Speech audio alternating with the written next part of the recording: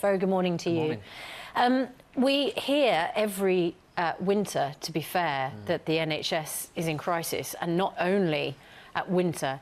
Does that not somehow sort of lose its impact in a way with people, you know, in the broader country, where they just think, well, there's just constant complaints about it, we need to just crack on with it, actually? Well, I know people are increasingly hearing bad news about the targets and the standards in the NHS deteriorating, but I think this winter is particularly worse. We're seeing more and more stories of elderly people languishing on trolleys, sometimes beyond 24 hours in hospitals. There's more and more stories of trolleys queuing up in the corridors at hospitals.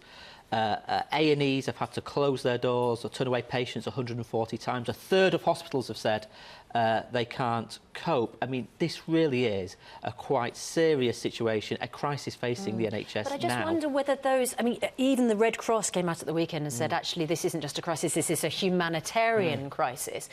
But with all the complaints that you have made about the NHS, those words are sort of lost in the noise of a general bashing of the National Health Service. Well, I don't want to bash the National Health Service. I think the doctors, the nurses, the paramedics, everybody who works in the NHS do phenomenal work, and I have nothing but praise for them. And yet they're responsible for a humanitarian crisis? Well, they're not responsible for a humanitarian crisis, and the point of controversy isn't what the Red Cross may have said about the situation. The point of controversy, I would argue, is the chronic underfunding of the National Health Service now under the Conservative government, and it's the multi-billion-pound cuts to the social care sector, which is why so many very vulnerable and elderly people are trapped in hospitals with nowhere in the community to go. Where would you put the money? Well, what we're calling for is that there's going to be an extra 700 million allocated to social care in 2019. We're saying we can't wait till 2019. Put that money in there because now. This is the crucial thing, isn't it? That what you've got is more and more people, because we're living longer, basically, and which therefore, is a good thing. Which is well, it's a good, it's a slightly double-edged sword actually, because you've got a lot of people who are quite elderly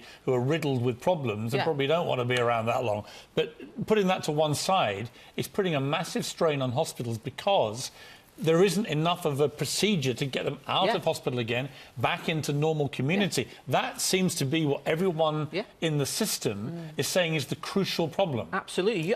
You've absolutely hit the nail on the head. You know, we are, as a population, getting more elderly. That means we have more complex needs, we're living longer. That, I would argue, is a good thing, but it means there is more strain on the system. So the worst thing to do in that context is to cut £4.5 billion from the social care sector in the community, because it means you have elderly people literally trapped in hospitals with nowhere to go. Do you believe personally this is a humanitarian crisis? Well, that's for the Red Cross have used that phrase. Well, yeah, but the Red Cross have used it. Do you agree with it? I agree that the NHS is in an absolutely dire situation, on its knees. Yeah, that wasn't my question. The question was, let me finish. Yeah, sure. Do you agree with this? Serious point, this. The Red Cross have said we are currently in a humanitarian crisis with the NHS. I'm not going to use those words. You don't agree with it? No, I'm not going to use those words, but I do agree that the NHS is in a crisis. The Red Cross can, you know, make the argument for why they believe that was the right phrase, but the controversy, I believe, should not be about those words. The controversy has to be about the systematic underfunding of the NHS under Theresa May. It's just that so much money, you know, we get told by the government, as you say, money is being pledged all the time. Today there is a huge announcement about more money going into mental health, and yet every time we interview anybody who's a critic of the government, it's a crisis, it's a crisis, it's a crisis. Yeah, but I mean, you're right, we spend a lot of money on the NHS, but actually the NHS, by historical terms, is now going through the biggest financial squeeze in its history. And by next year, head for head, money will actually be cut on the NHS in this country. I mean, that is well, we've got Jeremy Hunt coming on later. I mean, just in Worcester alone, at the Worcestershire Royal Hospital, people waiting 54 hours over Christmas and New Year for treatment on trolleys in corridors. One person died from a cardiac arrest after waiting 35 hours. A second had an aneurysm and died despite treatment. I mean, you've got people, old, sick people, sitting in corridors. I mean, this humanitarian crisis phrase, when you actually look at the genesis of what it means, and I saw what the Red Cross was saying about it, quite hard to argue when you've got people sitting on trolleys for 3 days in some cases, and dying in a British hospital. I know, it's just unimaginable, unbelievable, isn't it? I mean, you would not want your relatives, you wouldn't want your mum, your grandmother to be in that situation. Should Jeremy Hunt keep his job?